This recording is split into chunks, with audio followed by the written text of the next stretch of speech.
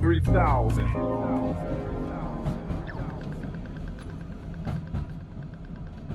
What is doing? I hate doing it, but I'd like everyone to like, subscribe, share the content. Sharing is really important. If you like the content that I'm bringing you with the 3000 podcast, you want to help us grow, make sure you do all that stuff. Follow us on Instagram, like, subscribe, share, do all that good shit. Now to the episode. What is doing? My name's Maloney. This is the 3000 podcast. I'm joined today by an old friend, and who's going to be the 3000 podcast political advisor, whether he likes it or not, Elliot Costello. Thanks for coming, man. Thanks, mate. Good to see your fish fingers. Does your audience know that's your nickname? No, but it's funny when someone gives you a nickname and then they just call you that, like you and your brother, and then other people just go, oh, that's what his name is. And there's people at basketball that don't really know me as anything else, which is unfortunate. Yeah, I don't know if anyone would think of you as Chris. It's definitely the fish. It's a fish. Right. With a capital T and a capital F. Oh, right, there you go. All right. So we won't get into my nickname, but we will talk about, before we get into what's going on in the state of the world and all this sort of stuff, we will talk a little bit about your background, because you've grown up in what a lot of people would deem to be an unusual situation. It's totally natural for you because you don't know anything different, but you grew up in a different sort of situation to most kids. Yep. What, do you want me to explain why it was different? Well, just not in a bad way, but you were sort of you had sort of big shoes to fill from your parents were in the spotlight, your dad predominantly, Yep. and you guys were sort of community leaders. There was a lot going on. Yeah. So I guess for your audience benefits, Dad was a Baptist minister that went on to work at World Vision, became the CEO of World Vision Australia from 2004 to 2017. That became a public profile. Simultaneously, our uncle, Peter Costello, was the federal treasurer for the country. And so well known in sort of political circles, was a deputy prime minister, Deputy Liberal Party leader for about 11 years under John Howard. Mm-hmm. So that was a bit of spotlight, but it was definitely a usual, normal household for us. For sure. And like when I say unusual, it's just unusual being in the spotlight a little bit. Your dad obviously was doing great things with the community in St Kilda, in the East St Kilda area, helping a lot of underprivileged people with addiction, all that sort of stuff. So that would be sort of unusual to a lot of people as well. Yeah, I mean, our childhood was unusual in retrospect, but it was a very rich childhood too. Rich in the sense that we were blessed to be surrounded by so many remarkable people. So Dad's ministry, which was also sort of Mum's ministry, was certainly helping the vulnerable, the marginalised, the weak, the poor, the destitute. So we had all types of people walk into our house. At our dinner table, we had schizophrenics, we had prostitutes, we had homeless people that came in, and we cared. And, my parents' ministry was certain to look after them. So what was usual for us would be unusual for a lot of friends. And I know growing up in similar circles, once we connected with people in Bayside, those from Brighton, Hampton, Sandringham, they freaked out. And having brought some kids back from, the Scott Duncans and Jarrahs and Chris Charlesons to our house in year 7, they were like, what's this guy Peter Jones doing in your house? And here's a local schizophrenic that came over to speak to Mum and Dad who weren't home, and I made him a cup of tea. So a bit of a different upbringing in that sense, but I guess it made us who we are too, so we're proud about that. Yeah, for sure. And I guess that sort of shapes you as well, because charity and sort of helping people has sort of always been something that's been at the forefront of your family. So that kind of pushes you, I guess, to be a better person and be a charitable individual, because you've been surrounded by it for a long time. Yeah, so why is my brother a dickhead then? He's good. He's a school teacher. He's a good guy. He's probably a better human than me these days. Marty's come good. Kicked out of a few high schools, but finally got through at Sandringham. I think he was at the same school as you at the end. But I was a little bit older. A little bit older, yeah. You're going on 52 now, you're fish. That's it. That's the old one. I am Maloney's super old. But yeah, no, I think he was at the junior campus when I was at the senior campus. Yeah. And that was when he was just starting to come good, I think. Yeah, a few troubled years. But no, he finished up at Sandy, and he's a teacher now himself, so he's definitely come good. But yeah, I think like a lot of people, you try and create your own destiny, you pave your own path forward. You don't want to follow in your parents' footsteps. And I don't think directly Marty or I or my sister have, but, those that social fabric, things that we've learned through our childhood about caring for the marginalised has certainly flowed through. Marty with his teaching, and he really enjoys teaching, and certainly in London has worked in some pretty difficult schools and likes to be on that sort of front line of vulnerability with tough kids. And me, I've done a lot of sort of community work, and I guess what we were taught by mum and dad had an impact on our lives. And even though we ran away from it and avoided, sort of their teaching as parents, inherently when we came to careers, we sort of found our own path with doing things for others. Yeah. And after school, you go on to start a charity as well, which you said you don't want to follow in the footsteps of your dad, but that very much was kind of going in that direction.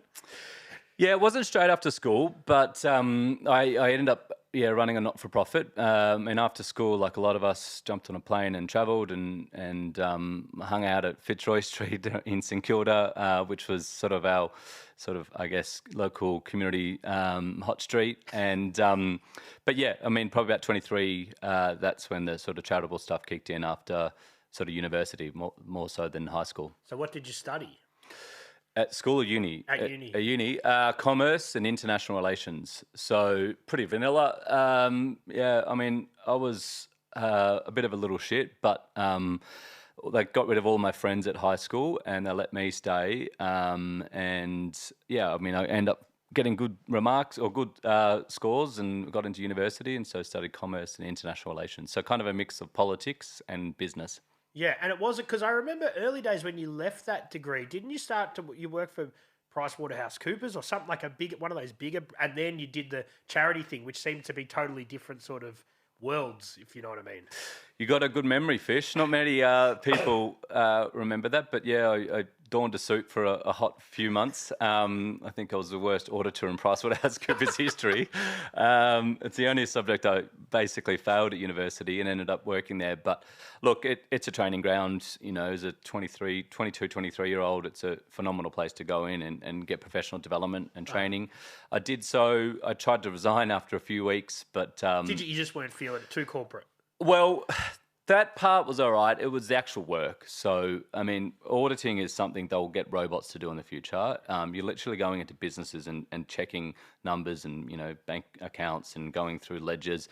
And I hated it. But a partner pulled me aside who knew my old man and just said, look, you can't leave after a couple of weeks. You've got to stick around and do your graduate year. I'll give you some jobs that will interest you. So put me on some more not-for-profit stuff. I did a project with the Olympic stuff. I ended up doing a few works in mining. So was out in Perth, Tassie, Guam, and it got me through that stage, but I hated it. It just wasn't for me. And was able to get out a year later. Yep. And so then the motivation to start the charity, that's just because you thought you wanted to make a difference. You thought a not-for-profit is after the corporate world, that you thought that was more the direction you wanted to head in? Yeah, probably back a step. The motivation was my brother and I with another friend at 80 Lane. Remember the King? Yeah. Probably a few nicknames that we spin around. We were blessed to go with my late uncle to Palestine in 2004. So soon after high school. I think I was 19, Marty was 18. And transformative experience. My late uncle and auntie took a group to Palestine every year. We travelled right across the Middle East, so Egypt, Jordan, across the Red Sea, into Palestine and Israel. And just sort of being on a sort of volunteer trip was, someone that sort of loved politics and loved Middle Eastern history. It was transformative for me. Fast forward a few years, after travelling a bit, mates and I just said, oh, well, you'd love to go do something in Africa. Less of a strategy, less of a, big vision concept. It was more like, oh, well, I've seen what my uncle did and it didn't seem that hard. So we kind of just flicked on a switch and we needed to do some fundraising and therefore needed a bank account, therefore needed a name. And that's how sort of YGAP was born, because there was a group of about 10 of us wanting to go spend some time in Africa in late 2008. Yep. And then you did that for a couple of years and built some different buildings there and helped out different communities and that sort of thing? Yeah, so I mean, our first trip was 10 weeks, and we built 4 classrooms in Malawi. So a school that educated 6,672 kids in 12 dilapidated classrooms. We added 33% infrastructure for 4 additional classrooms to make it 16. We went across to Ghana, and we worked with an amazing organisation called City of Refuge Ministries that literally takes kids out of the fishing industry. So 7,000 kids from about 3 or 4 through to about 12 who are forced into the fishing industry. So no school. Child labour. Child labour, yeah. Because they're small, nimble and cheap. And then they're forced to dive into the river, Lake Volta. So it's not a river, it's a lake, just to untangle nets. So highly hazardous, dangerous industry, a lot die, malnutrition. So we worked with an organisation that did negotiation to get kids out of child labour and get them back into the school system and hopefully reintegrated with parents too. So that was the first sort of 10 weeks. That was kind of it for us. We raised 132K. We did a bunch of events that you probably came to. We knocked up the crew, like Tim Smith and others who did events for us in St Kilda, knocked on a few corporate doors, people chipped in, and they were our first 2 projects, and that was kind of it. We self-funded ourselves to go. We raised the money for the school in Malawi, and Was the red tape hard to get that shit done over there, or is it easier there than it would? we needed project partners. Yeah. So we were working on the ground with project partners. Yep. So yeah, it wasn't, we weren't idealistic enough to jump on a plane and with a bag full of cash and try and go do it ourselves. So prior to that, having studied international development, I sort of looked and found a few partners that were reputable. We met with them online. One was Build a School, which was in Malawi, and the other was City of Refuge Ministries in Ghana. So we kind of said, this is who we are. This is how much do you need? One was like 77,000, the other one was like 40,000. We're like, okay, well, we'll go raise that. That's 130K. We'll pay for our own flights. We took over skilled people too. So Chivo, one of our good mates, who's a builder, and Tim Smith, who's a builder. So it wasn't just, a bunch of white dudes, even though it was a bunch of white dudes. We took over trades with us, a couple that were skilled in nursing, Lucy McNichol, and others. So just a group of about 10 of us that had some skills, and we did the fundraising in Melbourne. The long story short was that was it. That we did those 2 projects. It was kind of a fun sort of summer trip from, I think we went in late November and came back in January. And they're well received by the community. They were happy. Yeah, it was. Yeah, and it's a good question because not all development projects are. Yeah. There's many well-conceived ideas for good ventures to support, whether it's a school or good homes and housing or job creations, that quite paternalistically you sort of look and go, oh, we've got to go support these kids over there because they're poor. And the projects are well conceived but ill executed. So we had great partners, well received. The community loved it. We're highly engaged. We had our moments. There were issues in Malawi for the first week. We didn't really understand why there was some hostility from young men. We were working in a place called Ngwenya. And we kind of noticed, being, streetwise, sort of growing up in sort of Melbourne, we're like, well, these guys are really sketchy. Yeah, it's sketchy on us. And the short story was, once we found out through the local head, the chief, was they thought we were getting paid to be there and taking employment opportunities, which is scarce in a place in rural Malawi. So it was a great insight. It was like, well, cool. Well, can you go explain? Because we're not. We're paid for our own way here and we're funding it. And that changed the relationship. Not just the Smiths and Chivas that built this stuff. We end up hiring about 55 people to pull off the project. So that changed. But those projects aren't always well executed unless you communicate well. But that was well received by both of our community partners. We came back to Australia, kind of thanked our partners, the Scotty Duncan's parents who chipped in, and El Critchley's dad, and a few others that, wrote checks to help us do it. Thanked them all and said, that's it. But this is early days of Facebook. So, 2006, I think Facebook was the first time it was broken away from the collegiate system in the US. And then I think 2007 was open to Australia. Mm-hmm. So this is 2008. We're all new on Facebook. We were posting online. And so when we got back to Australia, people were like, oh, that was amazing. Like, we want to get involved. And we're like, well, that was it. There's not much. So you had no intention of continuing it and making it a regular No, I was going back to university. We were just like going back to our lives and jobs. Funny enough, I had forgotten this, but we actually ran out of money on one of the projects. So little did we know that Malawian Quatra was pegged to the US dollar. And now 2008 was obviously GFC. Yeah. So the US dollar fell apart. I think it was like a 34% drop in the dollar. And we've got this project. We got to the stage of having the classrooms built with no roofs. You're physically there? Yeah, we're physically on the ground. And like literally got the trusses up without any roofs. And we're like, oh, we're out of cash because we're already pre-committed to Ghana where we're going next. So we were short about $7 or $8 grand on the ground, which is a lot of money when you're 23 years old. On the ground, first development project, we're like, wait, what do we do?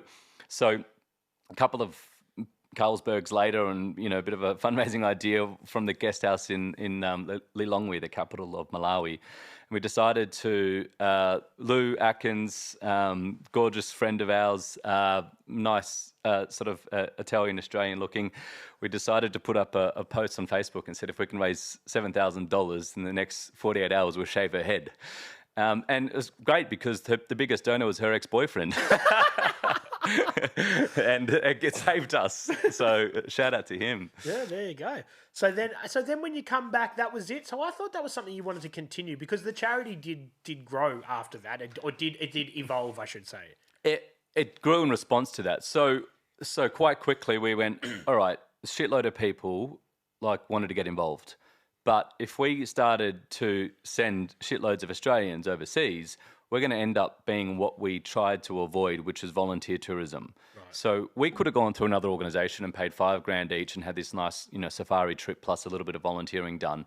No offence, but it's pretty horseshit. It's just tokenistic. It's tokenistic volunteer tourism. We kind of went, well, we'll do it ourselves. Right. We're savvy enough. We can flick on a bank account and, Albert Tomasi, pulled in enough favours to make it all happen. So Albie knows how to do it. Yeah. So that interest post-trip forced us to go, all right, what are we going to do? Okay, if people want to get involved, how do we support our project partners? By then, we'd met another guy, David Mumbawe, who had a vision for supporting his community in Nenyo in southern Rwanda. We're like, oh, we've got Malawi, we want to keep supporting. We've got Ghana, we've got this new project in Rwanda. So we decided to take that interest and that enthusiasm from young Aussies and and build creative fundraising projects in Australia. Mm. And that's the sort of birth of YGAP really around. Well, how do you do things differently? Fundraising is pretty boring. You're asking high net worth individuals for money. You're asking government. You're asking trusts and foundations, or you're knocking on people's shoulders on the street. We said we won't accept that sort of process. We'll do things differently. And for us, it was around events. It was around extreme sports, getting the Jasper Stevens and Nat Mataratsus to ride their bikes down the east coast of Australia. Other guys that rode their bikes. I forgot Jasper did that, yeah. Yeah, I mean... That's a huge effort, yeah. Huge effort. Other guys rode their bikes from Spain to Ghana, 7,000 kilometres. Jasper and Nats was 4,000 kilometres, the fastest time down the east coast by amateur bike riders. I think it was 25 days, 200k a day. And, Jasper was straight out of Prince of Wales as a bartender. I don't think he trained more than 6 hours, but to his credit, he got through it. That raised tens of thousands, other bike rides. Then we did parties. We ran good parties. And you had that warehouse space in St Kilda for a while? Got that, yep. The boys built a skate ramp out the back, which was great. But that was the old African drumming school. I guess a lot of your supporters would remember, or followers would remember that, on Grey Street, the African drumming school was there for years. They vacated. It was like this amazing long space just next to George Lane. Not the Snake Pit, the other George side. Lane Bar. George Lane Bar, yeah. So we took over that and just had it as like a drop-in centre. People could come, check out our projects. We still had people go overseas for projects, but it just started to build organically.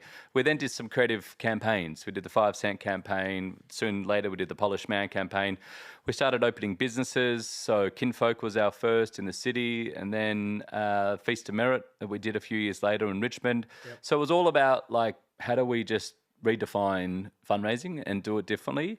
And then this sort of thread, which was more organic than it was sort of structured, was, how do we, raise money in an entrepreneurial way to find and back emerging leaders in some of the world's toughest communities? So kind of entrepreneurs funding entrepreneurs. So our whole model changed around less schools and, sort of development projects to more, how do we find next generation leaders and give them access to support so they end up becoming both finance but also programmatic support. So we flew in entrepreneurs from Australia and gave them business support to help scale their ideas.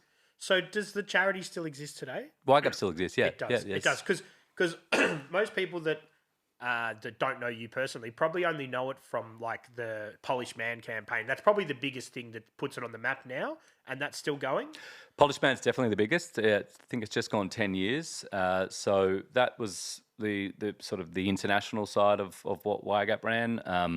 Kylie Wallace built that remarkably well with Caitlin Harrison and a group of others. But yeah, I mean, we end up having, you know, the Hemsworth brothers, Kelly Slater, Zac Efron, Ashton Kutcher, a whole bunch of others, Paint Their Nails. That kind of went global. Fundraise, you know, millions year on year from that. So that was the biggest sort of public campaign. Yep. I think there's been about 120,000 men pledged to end violence against children, and so that's certainly the biggest. But YGAP's 17 years old now. There's been two CEOs that have come and gone after me. It's under new good leadership. So Manal's running it now. It's different. You know, it's matured. You're 17 years old. Yeah. They're not 23, 24-year-old. You know. Kids running it anymore. It's just it's another organisation that's doing good impact. Was it hard for you to step away from what essentially was your baby, though? No, it wasn't. No, it wasn't. Well, I mean, there's two types of founders: one that know it's time to go, and the ones that hang on. And you know, I don't know where it came from, but I read somewhere around this 7-year cycle. Just, you know, if you are interested in building stuff, and I creatively do like building businesses, but if you are, there's this 7-year cycle around when you peak and then you dwindle away. And sort of 8 years into YGAP, I knew I was burning out. I had a break and spent 3 months in Latin America and then 3 months working with Richard Branson's organisation, Virgin Unite in London. Came back and I said to my chair, right, I'm done. Like, you know, I was either going to be inspired to play on for another 5 years, but I resigned. But took another year or two to get out, you know, leadership changes, all that bullshit. But, you know, I found it easy in the end. It was a phenomenal stage of my life. So, you know, 23, 24 through to early 30s. I ended up being there for 10 years. So it was about 33 when I left. Loved every moment of it, but there's a time and a place for everything. And once I resigned, it was probably a year too late in the end. It gives you an opportunity. It gives someone else an opportunity, and gave me an opportunity to go do something different. Yeah, and it's amazing that it's still going 17 years later, though, because a lot of those charities are pretty flash in the pan, and they don't, you know, they might have a good couple of years and then they fizzle out. So the fact that it's still going and still doing things is awesome. Yeah, it is great news. We ended up finding an organisation in Sydney that was doing amazing things. We brought the organisations together. It's remained under YGAP, but the Spark program was just so exceptional. That's a group that was finding this emerging talent in some of the world's toughest communities. And, you know, we're talking about townships in Cape Town, you know, the slums in Bangladesh. So we looked at their work and said, well, we know how to fundraise. These guys have run amazing programs. And that was a marriage made in heaven.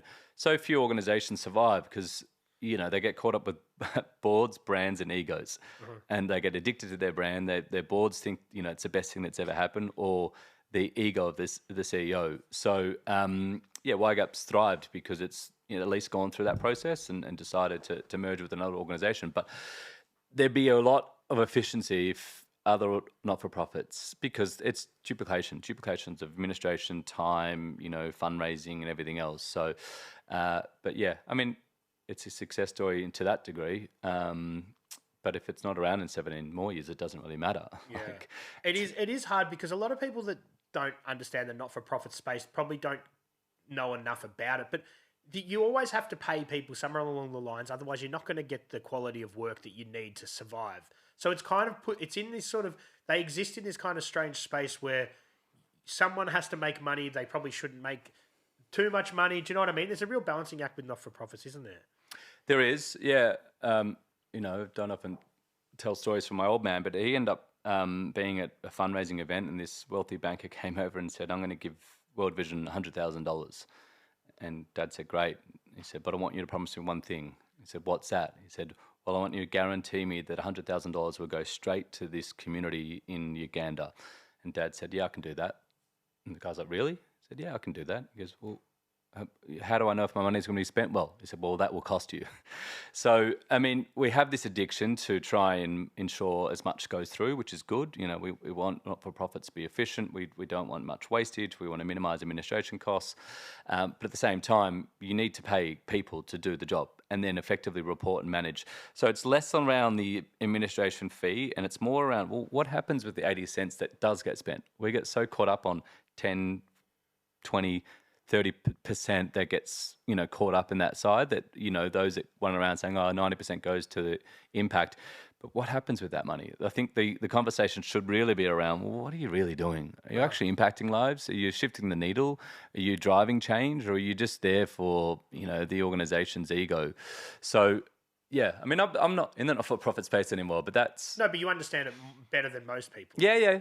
Or not everyone, but yeah, I mean, 10 years working at YGAP, you get a good taste of how things are done. Because I'm guessing out there, and you can't, you know, we're not going to name names, but I'm sure there's operations out there that don't have the best intentions at heart, that are just sort of keeping that business going, which is essentially, it's a business. It's not really doing a whole lot. Like you said, where is the money going? And I'm guessing there's probably a lot of like not-for-profits out there that don't have the best intentions at heart, you know? They got to make sure... No, I don't want to... It's not a loaded question, but I just get that in... Well, I mean, but in a healthy way. And, you know, bless his heart, he's the greatest Australian sporting icon, but Shane Warne's foundation was a shit show. You know, in terms of what it was spending the money on, the allegations were pretty bad, paying family members, buying expensive artwork.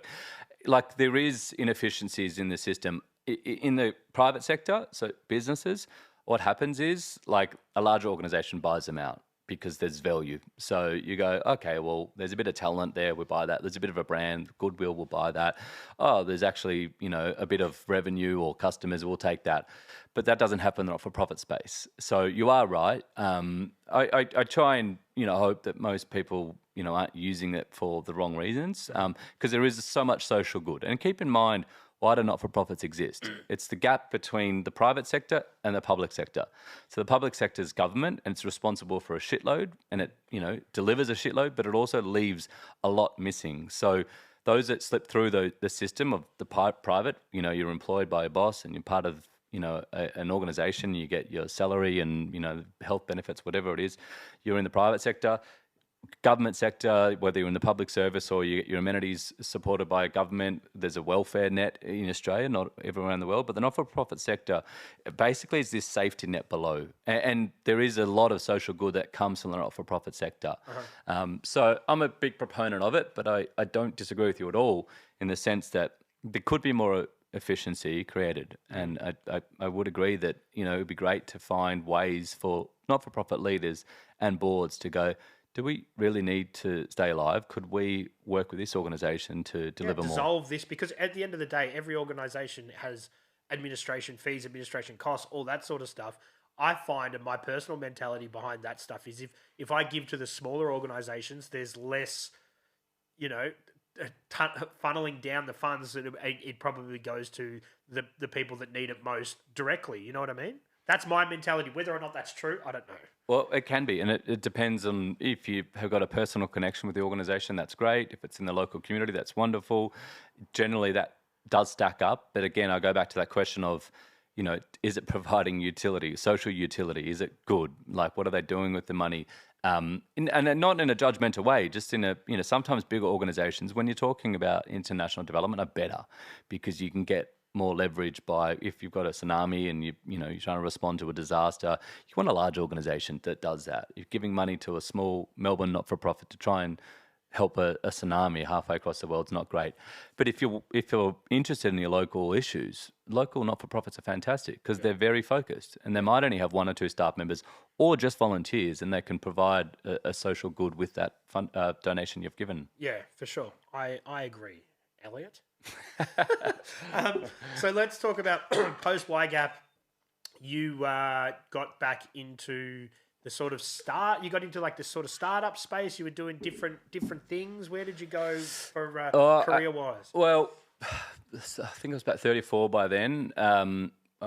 This is I had met Sophie, my now partner and wonderful mother of my two kids, but pre-meeting her, pre-having a mortgage, everything else, I jumped on a plane and moved to the UK. So, yeah, I mean, didn't love all parts of high school, but had enough of a brain to get through university in Melbourne and the US. Decided to go back to uni because I didn't know what to do next. So moved halfway across the world to the UK. Went to one of their old grand bloody institutions and had a kind of year 2019, 2020. Had a great year studying philosophy and theology. Really? Yep. I was going to do an MBA, and a mentor said to me, very successful in the finance sector, Peter Cooper, who was a big donor to YGAP, said, "You've done an MBA. Like that's building a business." We had 46 staff in 6 countries because that's On the job training. That's it. So went back to university, and then after I wrote a dissertation. I don't know if you've ever written a dissertation, No, Fish. Not. Put pen to paper. My dissertation was on how, which might bore a lot of your listeners, but how faith has kind of corrupted politics in the US. How faith, the rise of the Republican right, has co-opted the Republican Party specifically. So I wrote, 10,000 word paper on that. At the end of that, we were in 2019 and decided to, instead of just writing about this stuff, I jumped on a plane and moved to DC. So went to DC. So why not get right in there? Yeah, literally. This is the end of Trump's first term. Worked with a social justice organization called Sojourners. The executive director, Adam Taylor, was the actual leader, Jim Wallace, who's a family friend. He used to be one of the spiritual sort of prayer partners of Barack Obama. Adam Taylor had good friends within sort of the DNC, the Democratic National Conference. Being a political kid, were you nerding out with all this sort of stuff around? Yeah, I mean, I love US politics. I think Australian politics is pretty boring, very vanilla. US is it's the greatest show on earth. It's like so WWF. Crazy. It's WW. It's not far off. It's so crazy. There's so much money and it's borderline corrupt. But it is, if you're into your international politics, it's a pretty fascinating place. So I spent 3 months in DC and then I got posted to work with Mayor Pete Buttigieg, who was first-time presidential candidate, end of 2019. And that was incredible. This guy was 38 years old, 39 years old, like 3 or 4 years older than me. And I moved out to South Bend, Indiana, and worked with him. They shouldn't say this on record, but they called me. They called me and said, "Do you like policy? Do you like writing policy?" I said, "Yeah, I love it." That's the one thing I hated. I always hated, but I wanted to do something. Not a great fan of sort of Trump, and he was running again in 2020. And so I wanted to work with the Democrats and end up one of 6 on Mayor Pete Buttigieg's campaign, writing policy for him. So that was interesting because I was older. Experience, man. Yeah, and it was. I mean, I was mid-30s by then, but a lot of these young people were like the 23, 24, 25 out of university. They're trying to get jobs in DC. I wasn't paid, which is fair, but US, foreign nationals can't be paid to work on political campaigns, which is completely fair. So I volunteered for 6 months. Great experience, just trying to figure out what to do next. And it was awesome up until COVID rolled around. So, but that was a great experience. It kind of took me back to those early YGAP days of just these kids sat around. They got in there at 8:30, 9 a.m. and they just worked till 9 p.m., 10 p.m. They were building something. They were so passionate about this candidate becoming the president. And if he does, these guys get jobs in DC. So it's this really interesting process. Now, Mayor Pete won the Iowa caucus, surprised everyone, beat Biden, beat Sanders, beat Warren. End up coming 4th or 5th, which was incredible for a first-time unknown mayor of a small town in Indiana, and under Biden became the Secretary of Transportation. And then is that when your political career there ended? You come back? Mine really never started. You were there? Yeah, I was there.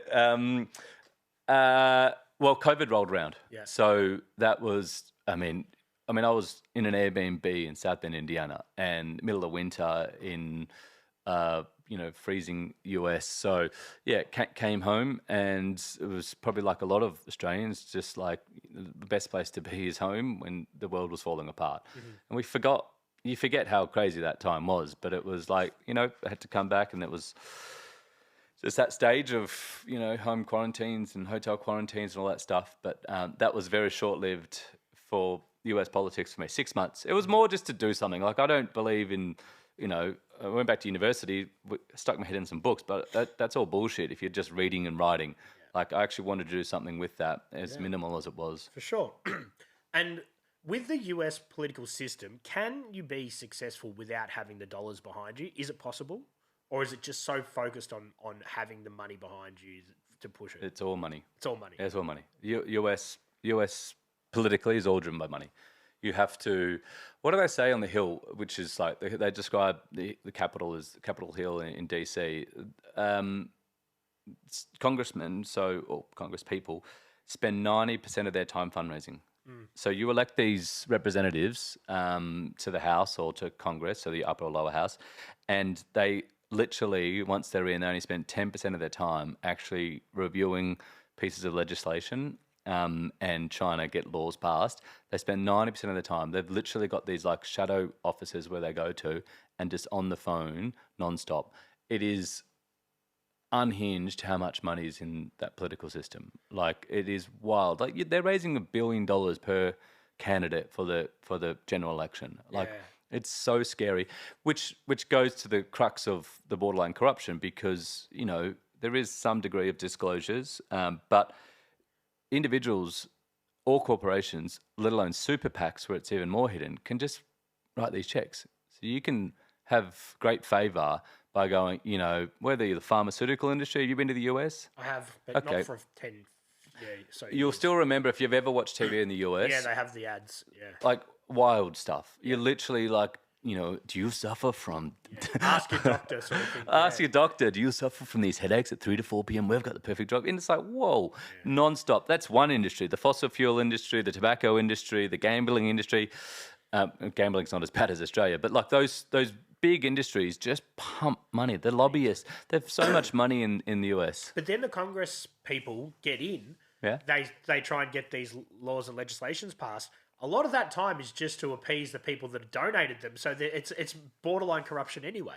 It is. It's your representation of your funders, not the representation of the people. So it's a backwards system.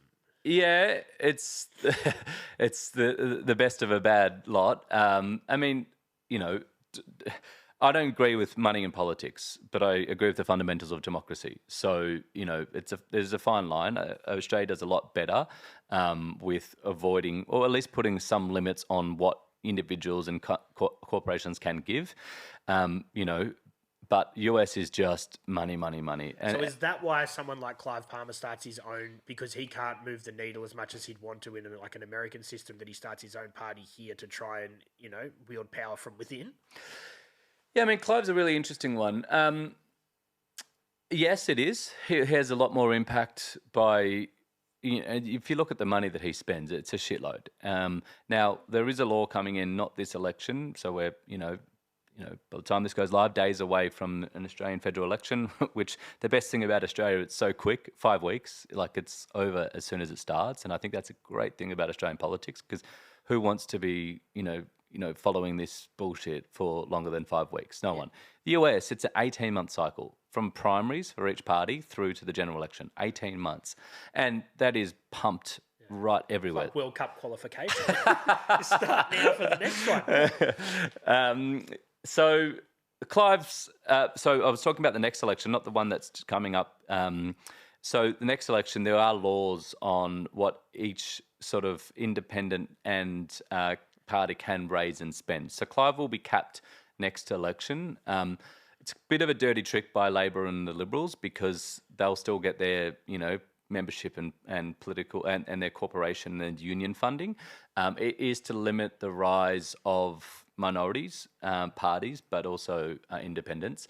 But there is, so Clive, he doesn't also agree with everything. He would have been he'd be a conservative. He's on the right of politics.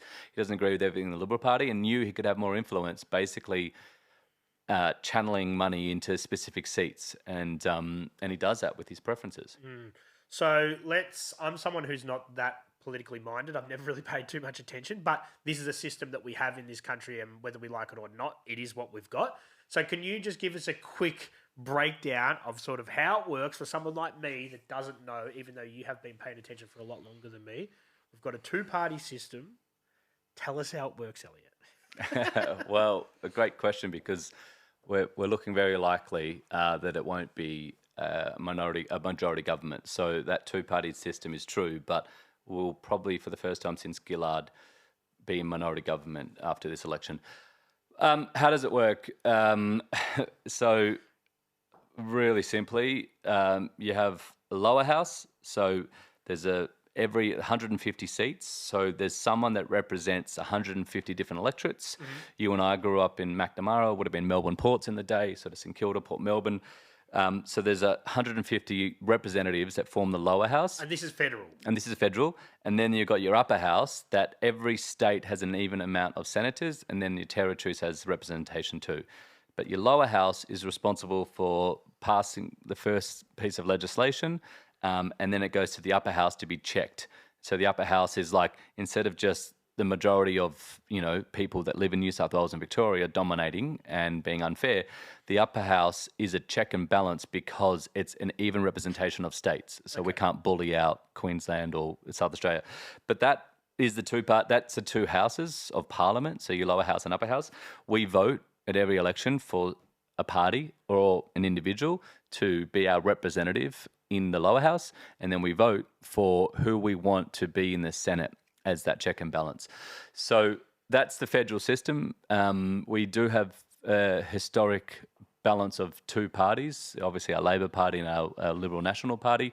The Liberal National Party itself is made up of two parties, really. It's the Liberal Party and the Nationals. They form a coalition together. That's why you often hear the coalition. It's the Liberal Nationals, who are conservative, and then the Labor Party, who are traditionally the left-wing, historically the Workers' Party. US has that similar sort of unhealthy two-party, Democrats and Republicans. Australia is now seeing a rise of minority parties and independents, which is great. And you get all this bullshit, it's not good, and minority government, it's really dangerous. The best thing that can happen for Australian politics is what is happening, and it's a breakdown of the dominance of the two major parties. Okay. And why is that? So whether you're, Well, because you break the monopoly, essentially. You break the monopoly, and in that lower house, they've forced them, minority government, so Labor might end up with 70 seats and be forced to find 5 or 6 people to get, 6, because it's 150 seats, you need 76, 6 independents or Greens and, Bob Catters and others to pass a piece of legislation, which means it's not just stamped by Labor and flown through. So the bullshit you see around, this is bad for democracy, it's not. It's a really good thing. You look at Denmark, you look at all the Scandinavian countries, the European democracies, you look at UK, there's often minority government there. You piece together a few different parties and you form a government. So that might confuse more of your listeners than entertain. I'm trying to understand it as well. But does that make sense then? Yeah, it does. But then you've also got preferences, because you've got certain independents that have preference. Well, if you vote for them, you're essentially voting for one of the two major parties? Not necessarily. So what happens with preferences is you can only have one winner.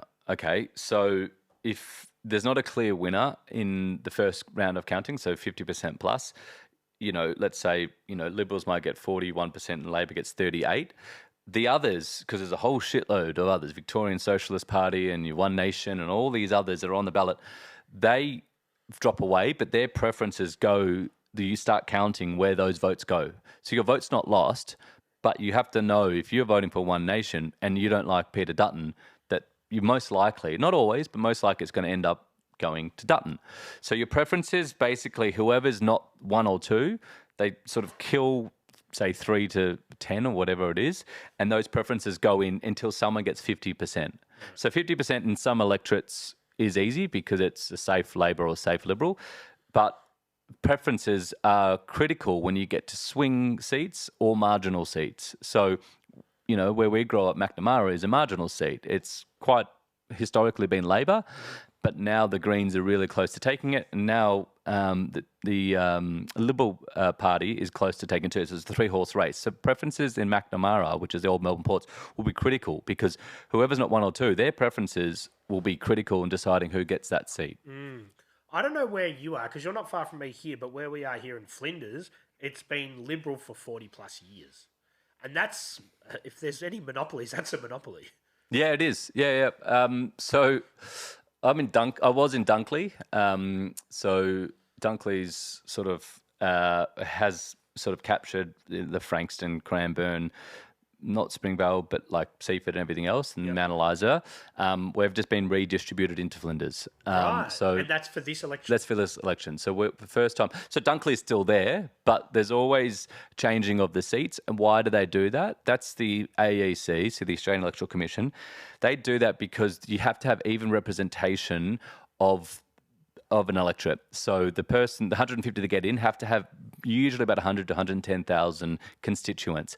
So it's not cheating and gerrymandering, which the US does. Like it's pretty ugly what happens over there. But that is an independent body that goes, oh, there's too many people in Dunkley, so our suburb got cut out and put into Flinders. Right. So yeah, but you're right. Flinders is historically safe as houses for Liberals. But Ben Smith, who's the independent running down here, is remarkable. He's putting up a really strong campaign. So we'll be Zoe McKenzie's the first time, I think she's first time she is, and then Ben's running down here in Flinders. Yeah. But it seems to be that some of those electorates just stay the way that they are because the heritage is there, and they're generally more, when they're Liberal, they stay Liberal type scenarios. Yes, up until recent times. So as I said, both parties are support's dropping dramatically, from high 30s down to low 30s. And, even now some of them are looking at sub 30. So that's pretty significant. If you're going down below 30% of the vote for both political parties. Historically, yes, there's some seats that you're guaranteed to be Labor, some seats that you're guaranteed to be Liberals, and the other party doesn't even running. Like down here in Flinders, no, Labor's not even putting up a contest. So it's an independent versus the Liberal Party. Or no, there's Sarah Race. Okay, well, yeah. Have you seen her advertising? She's been on the show. Oh, has she? Yeah. Oh, great. Well, she doesn't have much of a budget. Yeah, then that's the thing. So they'll stand a candidate, but they're not funding Sarah like they're funding others. Yeah. Like she won't be seen as a major contender. So her preferences will matter. She won't win Flinders. I hope, for her sake she does, but in case she's listening. But her preferences will either go to Ben or Zoe. The point, I don't remember what we were saying. I was just saying how some have the stronghold where the party that they've been for 40 plus years. Yeah. And I guess what I'm kind of getting at is that some places are probably, and we're generalising here, but you'd think of wealthier people are generally more liberal, yep. And those people want to protect their area and they don't need any of this working class stuff ruining their shit, basically. Again, all that logic stood up until recently. And now the Liberal Party is heavily going after working class areas, on the back of, the Trumpian politics around, we're going to, create efficiencies and we're going to do all this stuff. And the Labor Party's gone more to the centre. So it has tried to work a lot with business and protect interests. There's not a huge difference between Liberal and Labor in this country. That's a sad reality. To your point, there was a big difference, when we were growing up as kids. One was very pro-business, one was very pro-private sector, one was very pro, freedom of, individual rights and minimising the government. That was the Conservative Party, so the coalition. And the other was pro-workers, and that was the Labor Party, and it cared for working class people. They've both sort of come to the middle and really protect business interests more than anything else now. And also, look, being honest, I'd say don't look left, don't look right. Like, really, my frustration is like the discrepancy between the elite and those that are struggling. And really, both major parties kind of protect the elite. So if you've got 3 or 4 houses and you're negative gearing and all that bullshit, it's a system that's built for those with money to really protect the wealthy and an older generation at the sort of wallet of our generation. Which is hard. And that you can understand why younger people are not, when I say younger, look, I'm 40, you're 40, we're not young, but I guess from a voting perspective, we're probably on the lower end, right? it's hard for people younger than us to get involved and care about politics when it seems like it's not for them. Yep. Like, what's in it for them? Do you know what I mean? Yeah. And I feel for them, and I don't disagree. There's not much.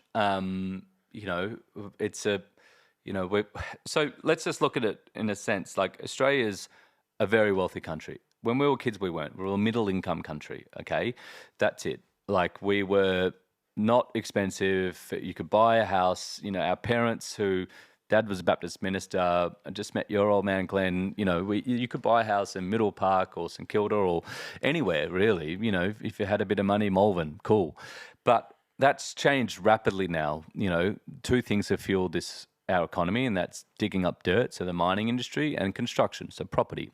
And mixed in with an influx of migration. So people want to live here. We've gone when we were kids, 16, 17, 18 million, up to now 26 million. So it's a place where people want to come, which drives up jobs and drives up demand and everything else. So Australia now is one of the most expensive countries on earth, period. Like, it is a really expensive place to live. You're talking land value? Land value, cost, labour cost, right. Land value, you're talking prices, your general stuff. You go into a supermarket in the UK, you're paying 50 to 70% max. That's not Iceland, the shitty discount frozen one. That's a Tesco, Sainsbury's, Marks and Spencer. You do Coles and Woolies here, you're paying a premium because... Yeah, Australian produce is good, but it should be cheap because we're growing it locally. But the labour costs, the logistics of that big country, mixed in, with inflation. So Australia's now a top tier expensive country. So with that comes a changing demographic. But we haven't created policies for the next generation. We've created policies for baby boomers who have got their one or two houses and benefit from it in a tax system that is completely discipline, which is completely penalising young Australians who can't get into the market. So it is a system that's really set up until there's good tax reform, but the system is set up for wealthy people who have multiple homes and can benefit from writing off their homes. So look, that some people might not like that. No, but I think that's how it is, man. The sad reality is, if you're of our age or younger, and your parents didn't buy a house and they're systemically renting, you probably can't. You know what I mean? And that's the sad reality. Like, there used to be, if you applied yourself for 20 years, you could save a deposit and you could buy a house and you'd be fine. I don't think that's a reality for most people these days. Yeah, it's not. And that's why it's an election issue. It's really difficult. We're talking about a medium house price in this city. Yeah, $950 to $1 million. Like, that's a really scary amount of money, and that's for a lot of Australians that might be 10 to 20x of your annual income. For our parents, we're talking 3 to 4x. They'll buy a house for 70, 80k. It might be only 20 to 30, maybe 40k. So it's affordable in terms of leveraging and borrowing money, which that price is quite high. So the banker mama dad's real. It's a real thing. It is a real thing, but it's also not great, because if you're a new migrant to this country and you want to establish, and we grew up with a lot of migrants. I think Australia is perfectly healthy, multicultural society. Growing up in St Kilda with Cambodians, Vietnamese, Albanians, Russians, Ukrainians, it was a beautiful community. Migrants that came here and built a happy, safe life. Many escaping, war-torn countries. Our great mate Omad Konashin, coming out from Afghanistan in the early 90s, could come here, parents buy a house in St Kilda, and kids go to school and live a good life. That reality's changed a lot in our life. Like, if you're coming out from Afghanistan now in 2025, you're not buying a house like in the first couple of years of you being in Australia. You're working your ass off and probably going to be mortgaged when you do, or pushed out into a community where you might not have that social integration that you once could have. Yeah, it is. It has all changed. And I think the sad thing is now, whether or not an individual will be able to buy their own home will be a direct result on whether their grandparents got in the market 20, 30, 40 years ago. Yeah, 70 years ago. Yeah. Yeah. It's sad. Yeah, it is sad. I mean, look, there's a big push we're building more houses, and I'm a proponent of, the housing industry in terms of our mates that are builders and developers. Great. Like, we need to build more. It comes at a cost, where we dig in this space. My partner works in environmental sustainable design. There's more efficient ways we could be doing it. You can build low rises and other things in city that doesn't require 80 floors. You can build better sort of communities, but we're still going to push boundaries and build further and further out to allow people into the market, but it's not at the cost of older generations. So negative gearing's always a big debate. Labor's always on the edge of doing something with it. Liberals are opposed to it. I think it's a great piece of law to get rid of. Why should you have a tax offset because you've got investment properties around the state when there's, like, we've got a homeless crisis. We've got people that literally are sleeping in their cars, others that can't afford to pay their rent, and people that are owning multiple houses just to rent out. So it's not a Peter Pan, take the house and, redistribute it, but it is a system like that you can recreate tax policy. We don't have the guts or nerve to do that in this country anymore. Yeah, and I think what's going to happen now is a lot of people that probably never got into the housing market because they couldn't afford it, their parents might have multiple properties. Their parents die. These people were not equipped to be in this market. All of a sudden, them and their brothers and sisters have a couple of houses, and that's going to change the whole landscape as well. Yep, that's a generational transfer. So that's upon we're the sandwich generation now. We've got parents that are 70s and 80s and aging, and we've got young kids. So we're in that stage now of caring for their elders and raising kids. But that will happen. It won't happen so much for me. Dad was a Baptist minister, didn't invite too many. But you're right. There are some people that weren't even, I'm not even going to say wealthy, but their parents bought a house in a certain area for $300,000. Now it's worth $3 million bucks. Plus they bought an investment property when they paid their mortgage off, and they have $5 million worth of assets now. They're fantastic, but they're cash poor. Yep. There's still choice in that too. But I agree with you. A lot of our mates from South Melbourne districts living in Middle Park, those houses were cheap back in the day. You buy a house down the coast. You're right. They've got assets now, and assets are expensive. I don't agree with a lot that Labor's done in this state, but increasing land taxes to try and repay itself from all the debt we ran up over COVID, but there's still a choice. If you are cash poor, you can sell a property. Yeah. Like my empathy sits more with those that are struggling to literally struggling to find a place to live or pay their rent or meet the groceries each week because shit is expensive. But and I think that there's steps going in the right direction with the land tax stuff, which I know some people that don't like that, but that is there to prevent people from keeping these multiple properties. It's like, but while the capital gains, not capital gains, what's it called? Negative gearing thing is there, that's not enough of a deterrent for people. Yeah, and look, I'm not a property expert, even though I've spent 5 minutes talking about it. The land tax stuff might force someone to sell off a holiday home. That doesn't help a young couple who are living in Richmond or Collingwood to buy their first home. No. Like, you're not buying... But it's a step in the right direction. Yeah, it is. I don't know enough about it. It's a penalty, but at the same time, they're not selling their Hawthorn home. So I think there's smarter ways. If I think it's a grab by the state government to try and Victoria's in a lot of debt. That's obvious. We know that, which isn't healthy because what comes with debt, interest, what comes with that, austerity to a degree. You start cutting back on healthcare, education, amenities that we need. So it's a way to try and repay that debt. I think there's smarter ways, but the consequence to get young people into the market doesn't stack up for me. There's smarter ways to actually enable first homeowners to enter the market than trying to grab money from those with multiple homes. Namely? Well, I think we can build smarter houses, quite simply. I think we can be a lot more efficient. So in the UK, and again, I don't know why we're talking about housing so much. No, this is where we ended up. So UK, if you're a developer, you have to build social housing. So you and I grew up in remarkably rich and diverse communities because you could live in Mills Street in Middle Park and be a couple of 100 metres away from the flats, Raglan Flats in South Melbourne, or the Port Melbourne crew. So you're in community with people of different sort of economic positions. We've built communities since then, developers' dreams, that you're segregating communities. You're pushing poor people to the fringes, so they go right out west or right out southeast, and you're monopolising all the inner city land. So we're not building good social housing. What the UK does really well, if you want to build an apartment block, you want to go out there, and build 10 stories, 50 apartment blocks, they say a certain percentage, I think it's about 10%, could be wrong, has to be set aside for social housing.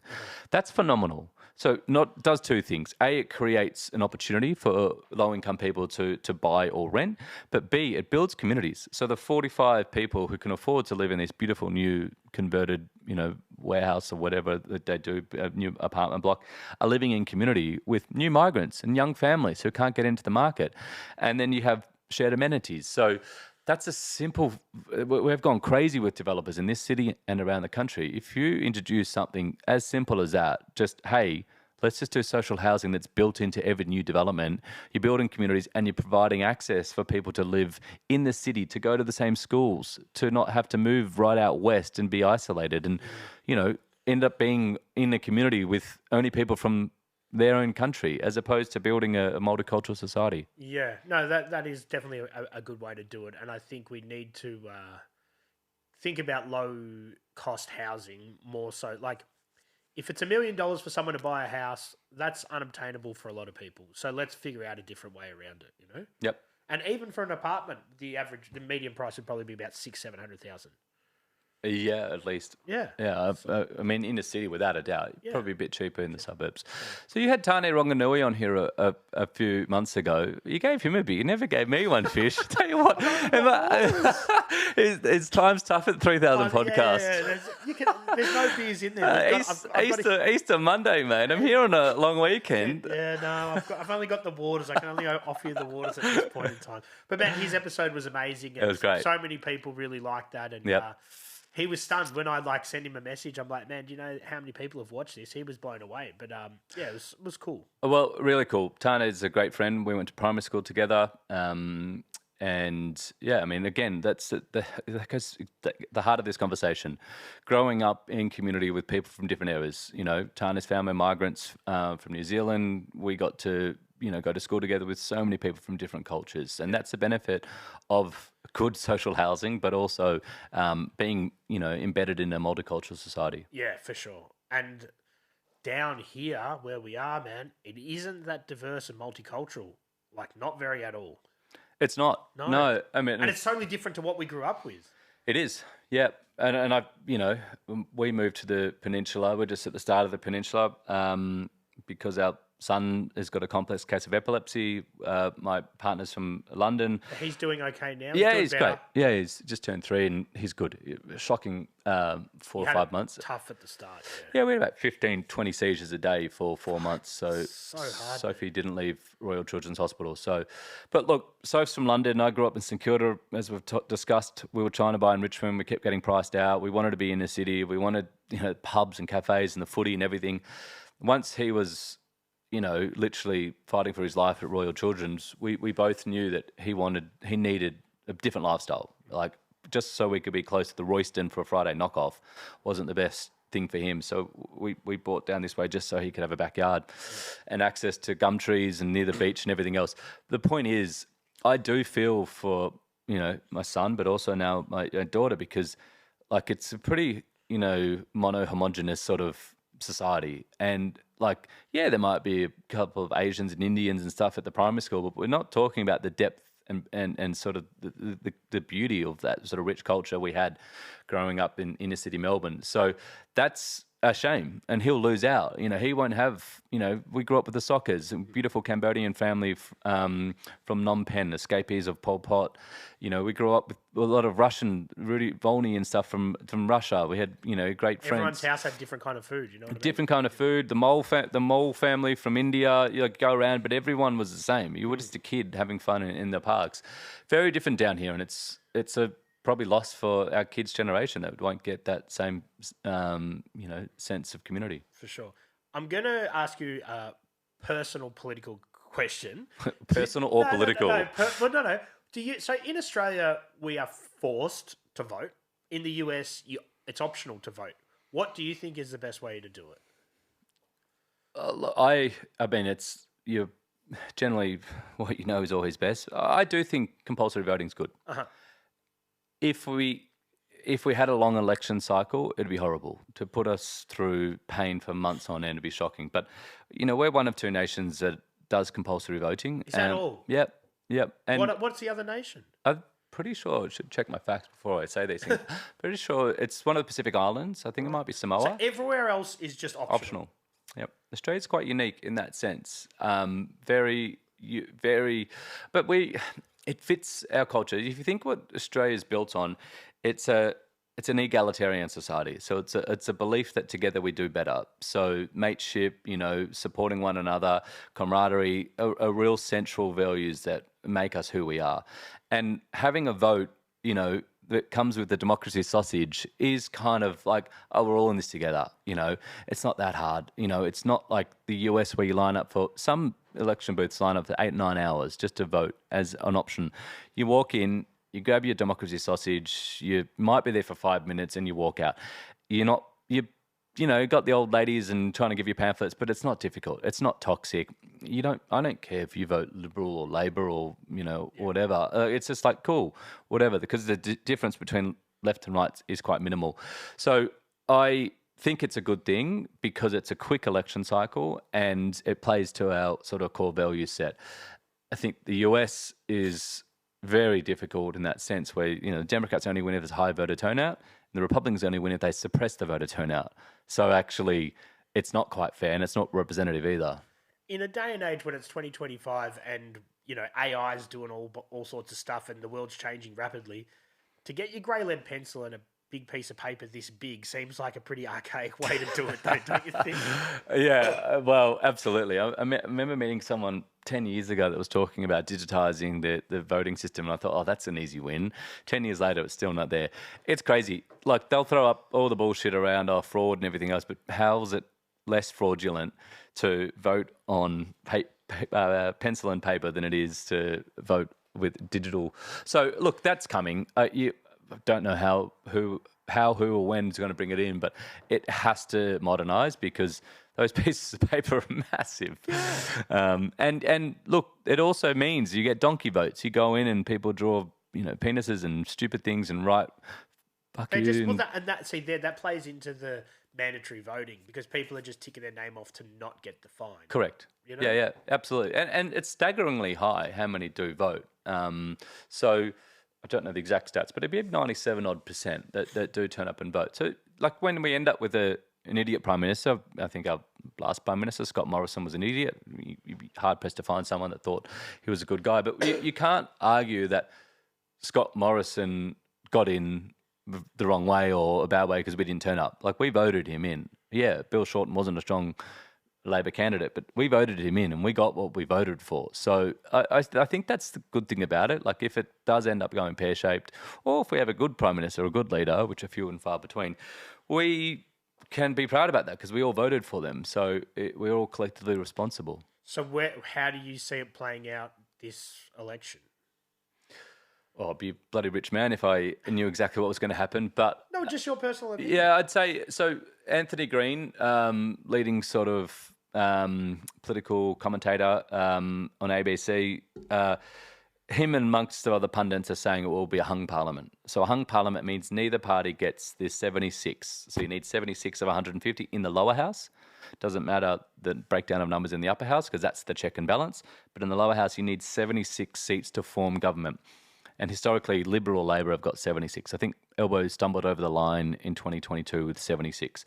So it's looking very likely that Labor's vote would drop. Liberals aren't gaining much because Peter Dutton's, probably not a quality leader that, he's promised the nation he will be.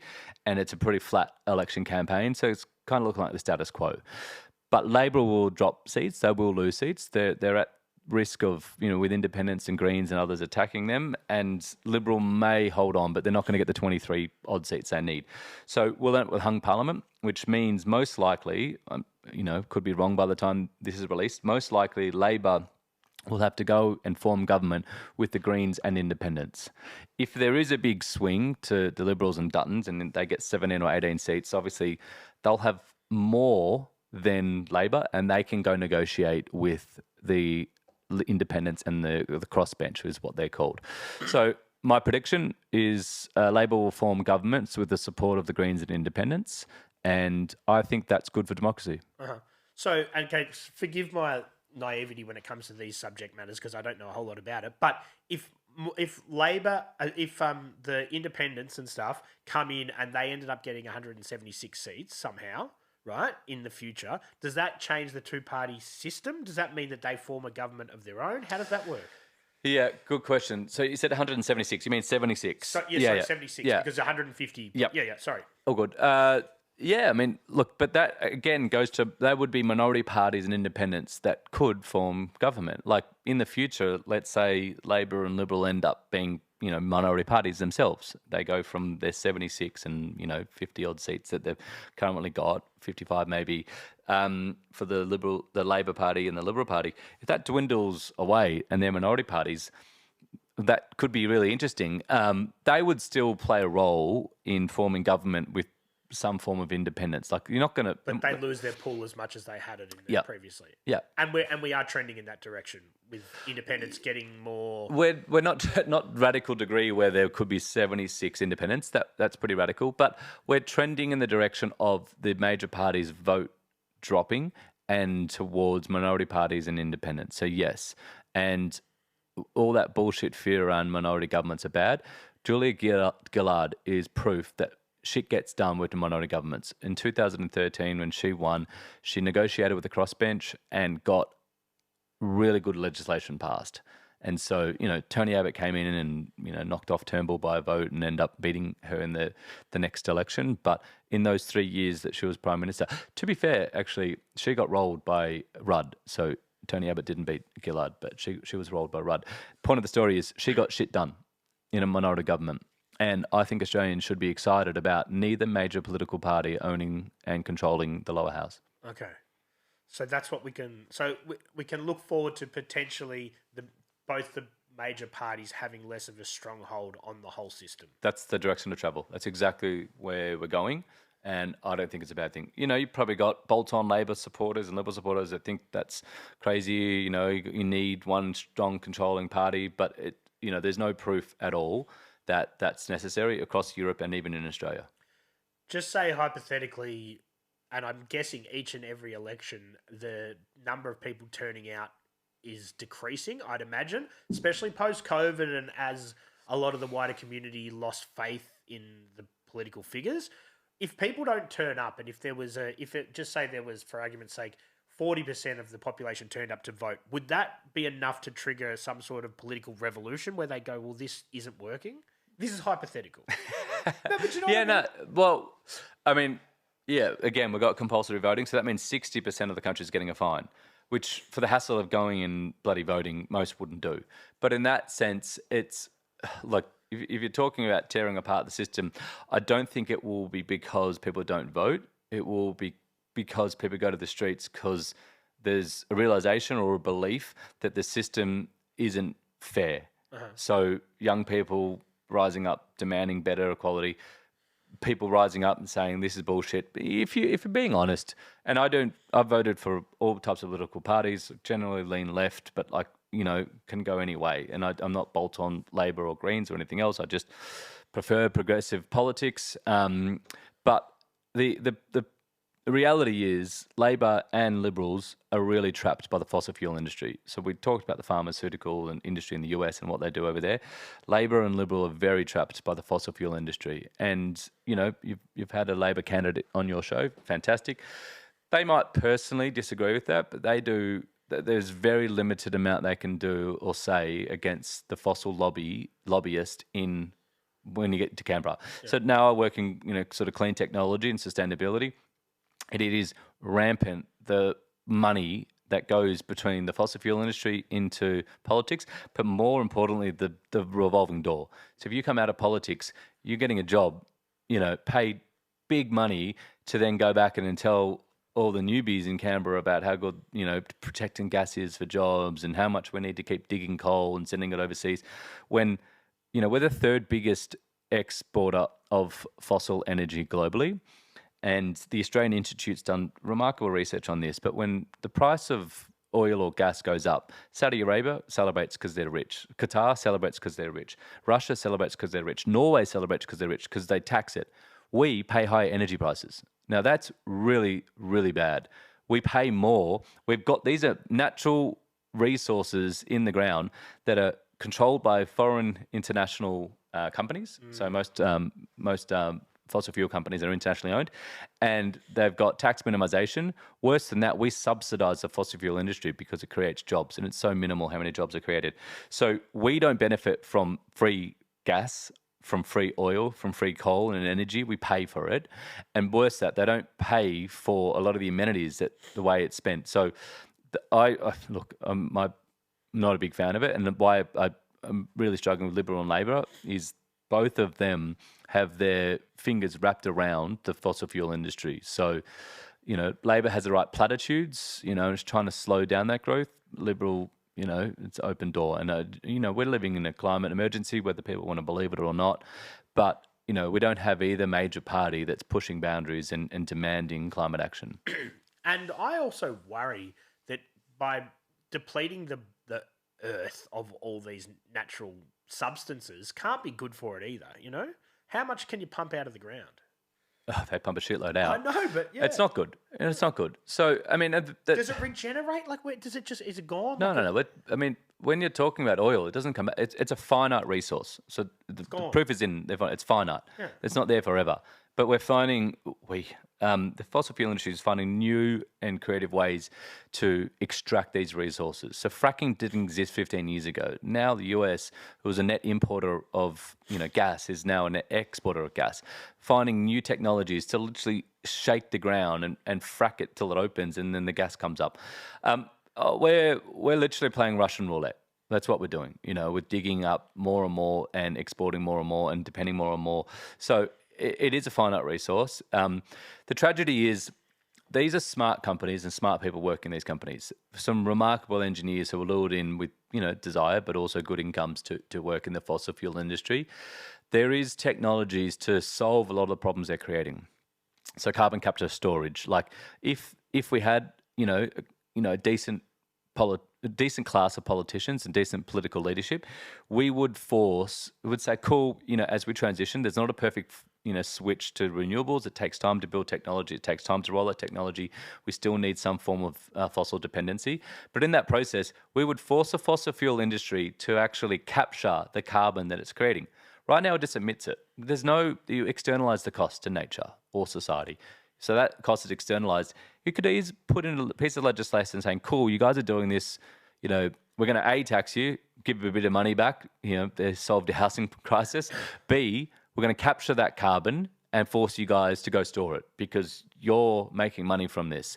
Two simple things that could, A, fund Australia through a sovereign tax that money comes from the fossil fuel industry, and B, stop allowing these companies to simply pollute. That they're smart enough to capture the carbon and store it. Vote 1, Elliot Costello. No, thanks.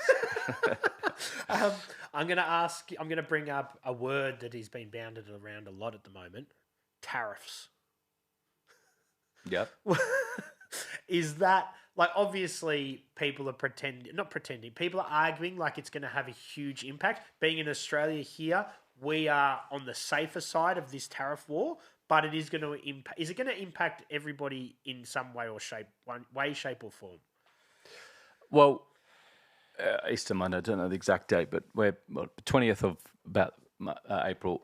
This is changing by the day. So by the time people listen to this, who knows? A new whole bunch of tariffs could be announced or taken away. Right now, there's a degree of stability. Like the Orange Man's come out, made a bunch of claims and shaken up the world, and now backed away from a lot of them.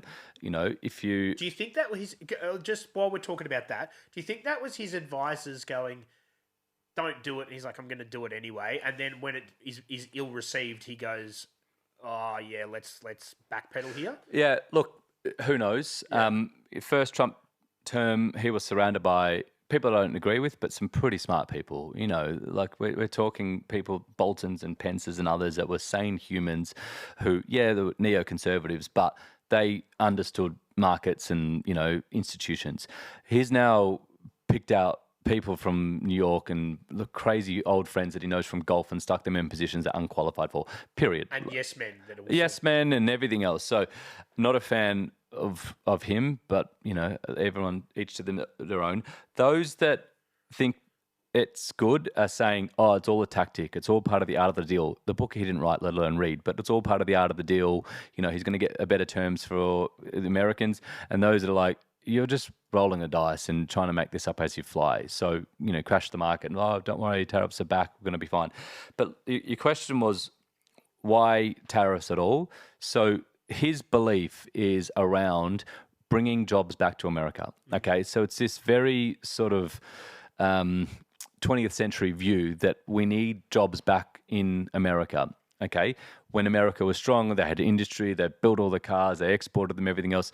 The world's changed. Okay, why did it go to China? Because it's cheaper. American labor laws have been introduced, the wages have gone up, people need more money. Same in Australia. It's expensive to do this. They don't have the ability to make the technology products there. So if you just say, for argument's sake, you get a $2,000 computer, if you made that in the US and did it all there, it's probably $6,000. Easy, yeah, right? or more. So, but what America's done in that process of losing its manufacturing jobs is it's built remarkable service industry. Like everything we use, the device in our phone is Apple, and it's got your Googles and your Facebooks and all your Meta products, Amazon you buy. They're American services. America is remarkable at software. It's remarkable at services. You can build an incredible economy and continue to by investing in services. But Trump's, you know, going back to the good old days and trying to bring jobs back. So you put a tariff on to increase the price of something coming into the country, and that forces consumers to then buy from local American companies. So it raises prices for Americans. Pretty dumb, you know, it's not going to be popular. But also it then pushes away your allies. So you've put a tariff on everyone, including islands that don't have people, just penguins. But we'll avoid Hurt Island and other places. But those hurt your allies. So we're a friend of America's. We rely on them for security. We've got Indonesia on our doorstep with 250 plus million people. If something happened, we assume America will come. China regionally could be a bigger threat in the years to come. We've seen them circling around Australia in boats. We rely on our trade and economic relationship with America as a security blanket. If something happened to Australia, we're there, the big brother sort of feeling. You start tariffing your allies go, do we trust this country or leader? Like that's what it does. It's like this whole belief in bringing back industry. But I don't know if you've seen online, but some of the images now of like America building its own cars and everything else. It's like it's a meme because it's a piss take. Like Americans don't want to go back and earn $7.20 making products. Like if you go there, migrants are doing that. They're kicking migrants out, easy to attack, and putting up barriers for products to come in. So making they don't have a workforce to deliver on what they're offering, and B, they're making things more expensive for their own consumers. So be it what it may, we don't know what will happen next, but to me, it's reckless, and we're 100 days in for a 4-year term, so we'll see where it goes. And the 90-day pause seems like it's a bit of a backpedal sort of thing to me. Like, it's obviously an ill-conceived idea in the first place, and now he's gone, all right, well, fuck, this might have some negative connotations. Do we just pull the pin on it? Well, we can't do that. To save face, we'll just say it's a pause. Would you agree with that? Yeah, that's fair.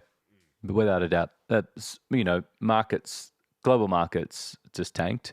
I mean, private sector responds to certainty. That's it. Like, you know, you've got a decent leader or a decent set of politicians in the, you know, running the country, people invest and they spend money. If you were serious about bringing back jobs to America, you wouldn't do this because you want stable, certain business environment. That's it. If you were like, oh, actually, I want to bring my manufacturing over to the US, you know, it's a good place to be. We'll set up in Arkansas, we'll do this and that. You're looking at Trump going, why would I do that? Who knows what the rules will be in, you know, 3 months' time. So, but that pause is because markets responded and, you know, people's shares all fell apart and they responded to like this tit for tat. Now that, you know, that pause is in place, it's hard to see it going back to this craziness, but I could be wrong. He could be some economic genius and get some crazy deal for America. But we'll have evidence, because in January 2025, when he took office, the American economy was at an all-time high. Okay, that's a point-in-time data. That's not, But that was also on the anticipation that he was coming in, because people were excited. Trump's going to fix it. Do you know what I mean? Like, what came first, the chicken or the egg? You know what I mean? Yeah, but the economy was still high in early November. So, measure it from the 3rd of November. Yep. So that's probably a better data point. And yeah, there was a bit of anticipation, less regulation, less governance, maybe some cost cutting, take away the debt and everything else. But yeah, I think those that assumed things were going to be great are now probably going, I can't get my local books anymore because they were coming from Vietnam, or my sneakers are now going to cost an extra $100 just to buy. Yeah. Do you it's almost, we were talking about WWE before. When you see Elon Musk with like a Cybertruck wearing a black MAGA hat, and you see Trump there and like he's holding up a board like it's The Price is Right with tariffs, are you looking at it and you're going, what? How did we get here, man? Like, it's like a different fucking reality. It is. Yeah. I mean, I heard Damon Gamal say last week, who's a great climate documentary producer. We ran an event in Sydney where he spoke, and he said it's wounded boys acting like men. And, what Elon is, brilliant, smart guy, genius, a lot smarter than 10 of us put together, and another 100. But just so weird, such a bizarre time in history, and you generally look to leaders for a bit of inspiration. Yeah, they're boring, but, if I was a dad in the US, I'd be like, oh man, just ignore these guys. Just, they have a view of the president's infallible, presidents are remarkable, there's such belief in that sort of superior leader, and we are just dealing with kids. And it's actually wild. The problem for Elon is he stands for a lot of good things. I drive an EV, Chinese version, cheap man's Tesla, BYD. But, I believe in electrification. I believe in decoupling from the fossil fuel industry. He's done a lot to advance that cause. And autonomous driving will come next. He's done great stuff, whether you like it or not, with SpaceX and PayPal and just Starlink, Neuralink. A guy that can do a shitload. AI, one of the co-founders behind OpenAI, can do a lot. You don't need to align yourself with a political party. If you're in like the private sector like he is, just sell cars. Like, it's not good. Like, he's getting trashed. Tesla's getting trashed, and we're seeing that happen in real time now. Share price is tanking, man. Share price is tanking. Like UK's down 74%. France is down like 50%. But he's the richest man in the world. Like, you could imagine that he could afford to take these hits, but eventually the shareholders are going to go, man, this is like being, what's the word? Like derogatory towards the name of the company, which will hurt the prices moving forward, Without a doubt. Yeah. So Tesla at one stage, it's the most hyperinflated company in history. Tesla at one stage was worth as much, market capitalization was worth as much as every other car company put together. Wow. Bonkers. Like, it is bonkers, because it was built on like this belief of around where it was going and ownership of the market and everything else. That, unfortunately, Tesla's too big to fail now. So many institutions, super funds, pensions, everything else are invested in. You can't allow that to fail. But if you're a Tesla shareholder, you'd be pretty pissed off. Like, it's got to an all-time high and now it's crashed 40%. And we live in a capitalist society that believes in growth. You've got to be growing or dying. Like, it's got to grow. So, yeah, it's going to be probably a few more wild years for Tesla, because the market's caught up. Like, Chinese EVs are now produced cheaper. They're done autonomously. So there's factories in China where there's no lights, and that the automation is working 24 hours a day without lights on, because they're robots. And you're producing markets at $20,000 to $30,000 cheaper for a product that's as good. Better battery life now. They're not. Batteries are a bit dangerous though, aren't they? Why? Well, they can combust easily. Yeah, lithium batteries. Yeah, there's a lot of fear around it. Okay, and the range anxiety is real. And people have that concern. Smart companies are now doing sort of EV with a hybrid option, so you can actually flick to petrol. If you buy a BYD Shark, you can do that. But my range is 480. like, you know, that's driving halfway to Sydney. Like, it's not many times you're not pulling over halfway to Sydney and filling up your tank. So you get to Albury Wodonga on 480, and the battery's getting better and better. The next ranges are pushing 600, 700, 800 kilometers. So you're getting basically to Canberra or beyond. So it will match and exceed. I don't think it doesn't sit in the garage and is going to blow up. Elon's had more problems racing to market the Cybertruck before it was ready. The recalls on that are real because promised to market something, got it to market, and recalled 40 or 50,000 of them. There's none here in Australia. They're not allowed in Australia because he wouldn't conform to Australian road laws that required a vehicle to be a certain width. And it was like 30 centimeters too wide. I saw one in New York last year. They're big, like really big and wide. And they're kind of cool, but so bizarre too. Like spaceship sort of stuff on the street. You're like, wow, New York's tiny streets and these things are just gliding by. But yeah, they won't come to Australia unless they completely change their design. Do you think that electric is the way forward? Like, is there, like, obviously it is, and less petrol cars are coming out, but there's got to be new technology down the track as well. Like, there's talking about hydrogen powered cars, all sorts of different stuff.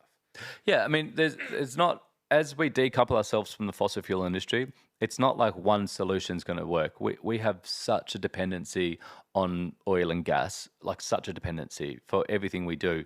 To replace it, as we said, with a flick of a switch is not possible. Electrification is real. It's happening, like whether you like it or not.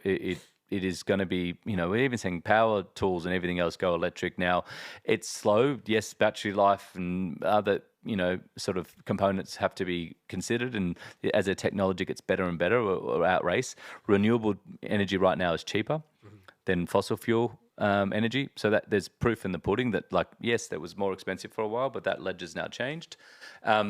But electrification is only one part of it. Like there are great technology. Hydrogen's fantastic. If you can use water, which is a resource, maybe a precious resource in the future, you know, it's discussed as something that could be wars fought over. But in Australia, we've got access to water, especially, you know, got the desal plant that we never flip the switch on in one faggy. If you can desalinate. Did they never start using that? No, I never used it. Really? No. So it's just sitting there waiting to go. Yeah. Well, this was. Again, go back to our mate Omad, who worked down in one faggy on it as an engineer. I have to check my facts, but built, you know, 10 years ago, sort of about 2012 to 2015-ish, when we had years and years of drought. And then the drought wasn't a problem. You know, we got good ample rain and changing weather patterns. We're now getting rain at different times of years, infrequent amounts of rain. So it got commissioned, but I don't think it ever got put into use. And if it does get used, it would be just low runs to keep the equipment running. But I mean, the technology, that's fantastic. If you can take seawater, especially as sea levels may rise, and desalinate that and pump that in for clean drinking water, that's fantastic. And especially if that helps fuel a hydrogen fuel, like a fuel like hydrogen. Yeah, we take it for granted here, but we do have really good drinking water in Victoria or in Australia in general. Like a lot of places you go to around the world, you're like, it's disgusting, man. Yeah, I don't know if you have a lot of viewers in Sydney or Perth, but their drinking water's shit. No, we've got it good here. In Melbourne's great. No, I stand by your point. It is great. Melbourne's drinking water is fantastic, but there are other. Go to Sydney or Perth and just try it next time. Perth's not as bad. Sydney's woeful. You get used to it, and it's all fine to brush your teeth, and which you do. But we are lucky. It is good drinking water, and we get to enjoy that. So yeah, I don't know if all Australians would say that every city's got a good drinking water. From global standpoint, it's good. You know what I mean? Like Without a doubt. Without a doubt. No, I mean, let's go back to the start of the conversation. We're talking about parts of the world where, you know, I've done a lot of work, Sub-Saharan Africa, Southeast Asia, Asia Pacific. Well, they don't have access to clean drinking water, period. Like there's no access, full stop. So, you know, development projects that dig wells will try and find clean sources of water. And when they do, there's often a lot of issues with that. So you're talking about a lot of waterborne diseases that, you know, you're getting a critical thing that you need to survive. You know, water is the most paramount thing we need to survive, and then come waterborne diseases. So yeah, we're very lucky. Just as we get close to wrapping it up, man, it has been a good chat. We've covered a lot of different topics. Where do you think globally we're at? Because obviously it's a very trying time. We've touched on a lot of the stuff that's happening with the US and with the tariff wars, and some people believe that that's the way that the next sort of world war is going to play out, which is something that is more financial and spiteful in those capacities. Where do you think we're at? Because seems like the world's at a bit of a fucking boiling point. Yeah, look, I'm an optimistic person, and I don't want to be too down or honest here. You've got to be a realist. Yeah, realistic. We're at a major crossroads. So we're at a change of hegemonic powers. So the US will not be the controlling power in our lifetime. Okay, so that will change. And China's rising. We all know now. We've known that for 30 or 40 years, but their economy is growing at a rapid pace. Militarily, they're increasing and expanding quickly. They're now controlling the AI space. They're automating a lot quicker. US is fighting amongst itself, left to right. It's a shit fight. It could end up in civil war. Who knows? But we will see China rise peacefully or unpeacefully.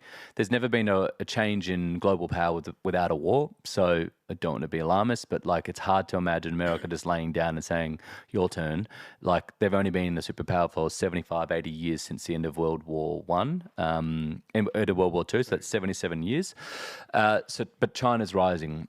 And whilst China's rising, we've got two concurrent problems / opportunities, and that's the climate emergency and the AI evolution. So this US versus China and the whole Trumpian politics and right versus left and everything else would be an issue at any point in time. But you're putting on top of that a recipe for disaster as we're literally heating up the planet at over 2 degrees per year. And that is like, it could be as worse as 3.5 to 4 degrees, which means we're fucked. Like seriously, a meter sort of sea rises and people say, oh, it's bullshit, but it's real. Then we're going to have a complete transformation of our economy. And why I say it's also an opportunity is there's a huge opportunity in AI and a huge way to automate things. There's a huge way to change our lifestyles. We can introduce a UBI, a universal basic income. We can move away from 40-hour weeks. We can live more rich lives, spending time in community, spending time with our family and friends by allowing robots to do more. That's the future of the workplace. It's humans doing less and us having more time if the right regulation and policy comes in at the same time. So I'm a huge proponent of AI, if it's shaped the right way. AI is a response to machine learning, the things we put into it. It will be as dumb or as stupid as we make it, or as smart and creative as we make it. So I wish, this sort of change of government, change of global hegemonic power wasn't happening at the time of these two things, because we need good policy in place to deal with the climate emergency. Trump's now thrown out the Paris Accords. Dutton gets in, he's put a question mark on it too, although he backed away from that statement. And at the same time, Australia's not investing in AI. We're sort of standing back. China is pumping money into this stuff. South Korea's pumping money. We're all scared of it. But we shouldn't be. Well, it's hard to not be, you know what I mean? Like, what just worries me about the whole scenario is people don't want to drive cars. We get automated driving cars. People don't want to do anything. They don't want to work. What do we want to do? We want the robots to work for us and we kick back. I don't know if that's a beautiful utopia. Disagree. So you tell me. So as humans, we survived and thrived for hundreds of thousands of years because of our communication and because of our creativity.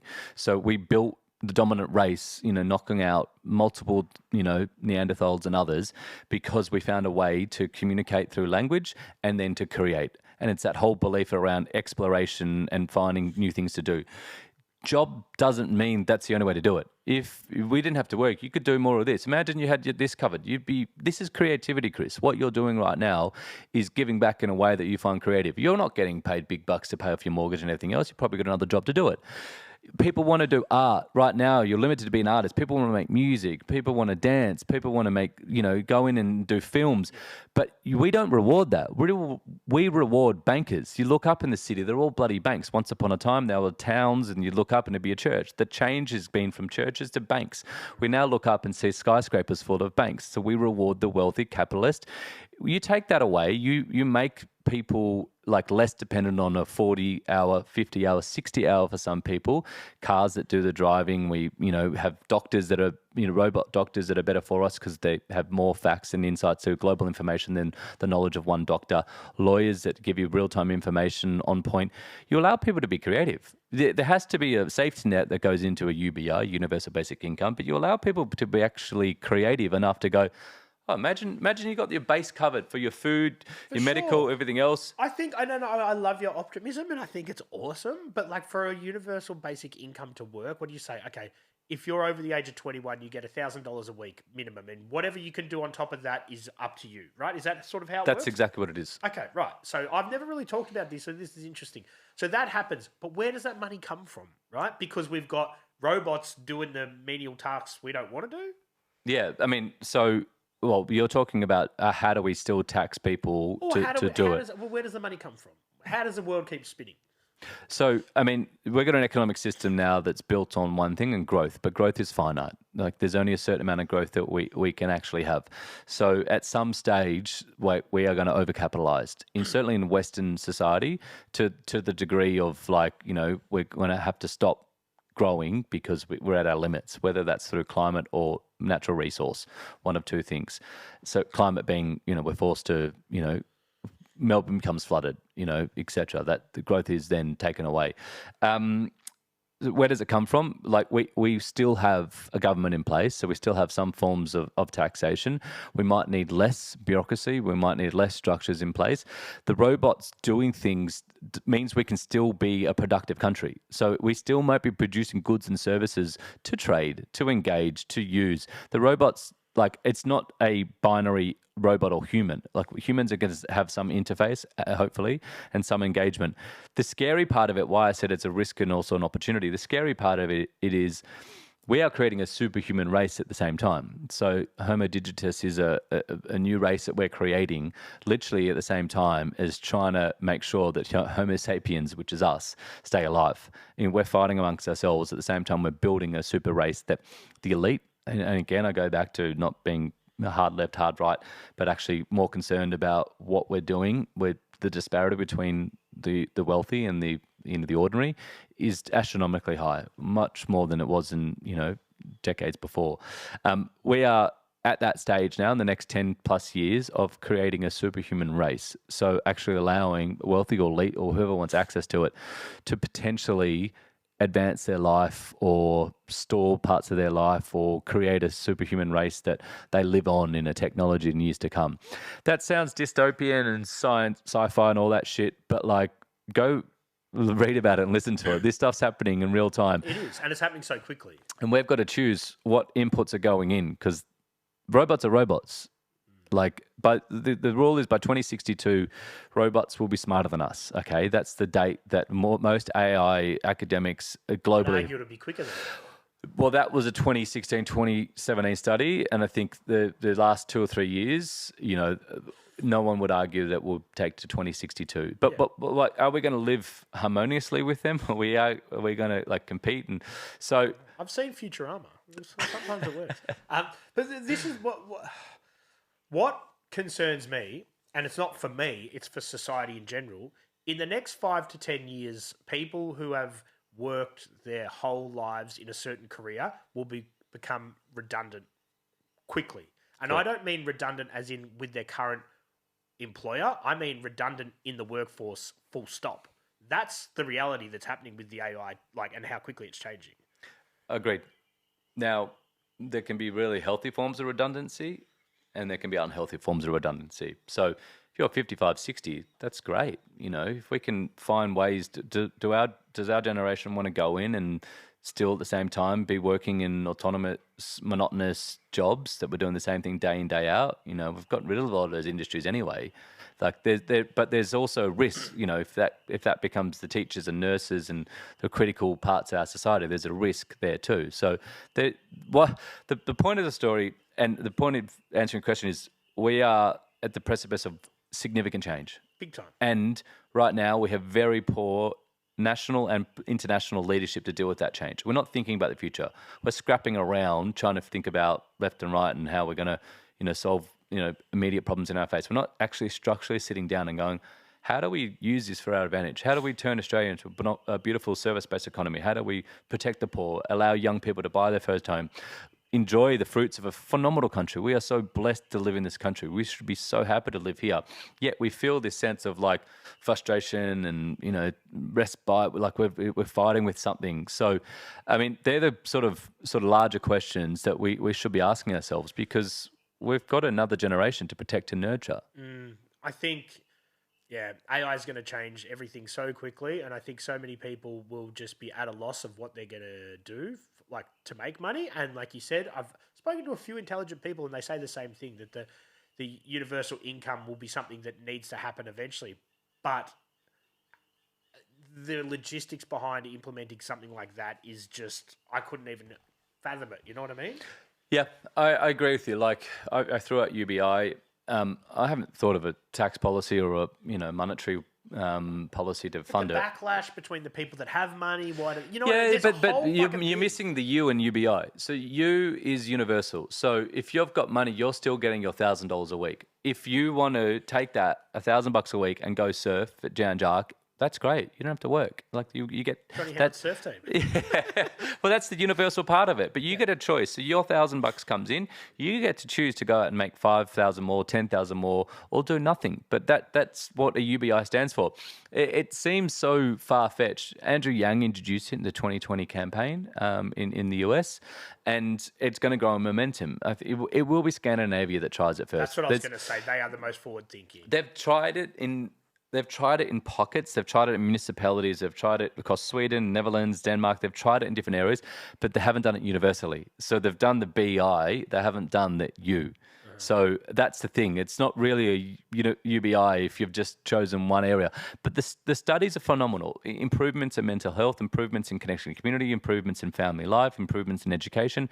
Like the studies that are the results of those areas who were given that, because you still get the choice to do whatever you want. Yeah. Go create art or go work harder.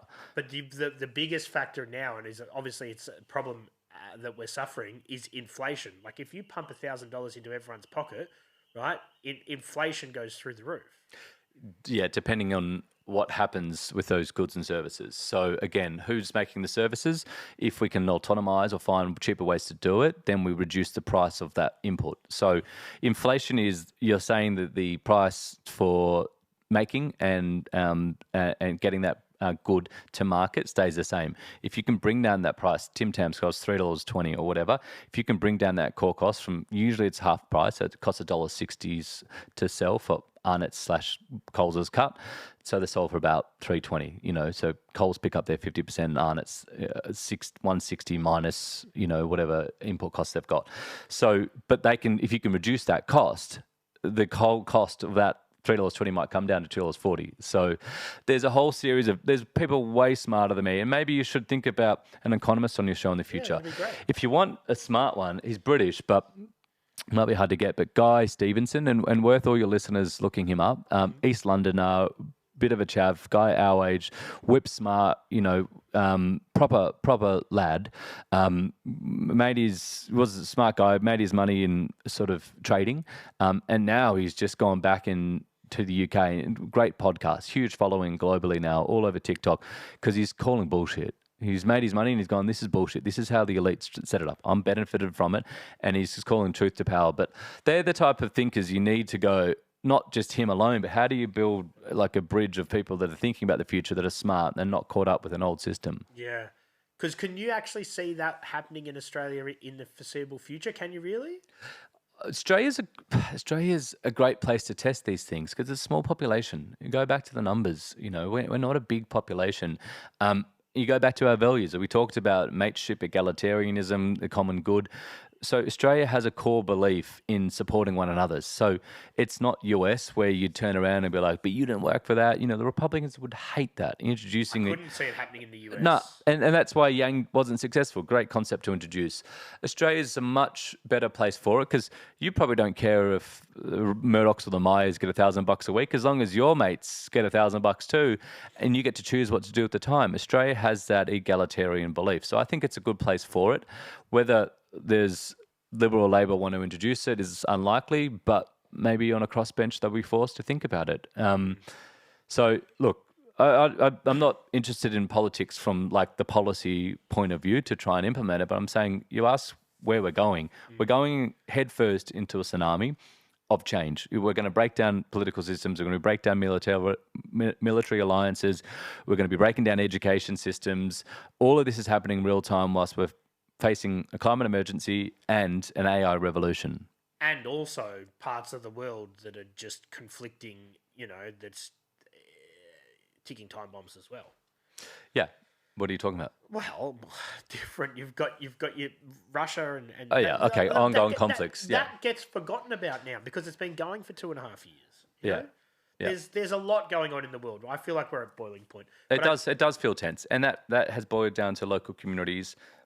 Everyone feels that it wasn't such a divisive issue. Israel, Palestine. Now it's become a local issue, and everyone's sort of got an opinion on it. And these are complex conflicts. And US president that's now coming up with talking lines from Russia, like fed the Russian propaganda, and ally Ukraine's like, what are you talking about? So yeah, it is tough because we can't get this shit out of our lives. It's like becoming fed to us day in, day out. So yeah, a lot of challenges, but if we concede to those challenges, who are we as a species? Like these are moments when, in adversity that we rise up and rise above it. We've got to stand up to them. We've got to make change. Nah, Elliot, you've been a legend, man. It's been a good chat. We've almost talked for 2 hours. I told you we'd do it. Oh, mate, you warned me. And we could probably go for a little bit longer, but I want you to come back. You're only down the road. I like the excuse to catch up, and I'm sure in a few more months there'll be other issues that we can talk about. Hopefully, yeah. Well, I'm not sure your listeners needed 2 hours of me rambling, but hopefully it's been somewhat enjoyable. No, I appreciate it, man. Thanks for coming in. Pleasure. Cheers. 3,000.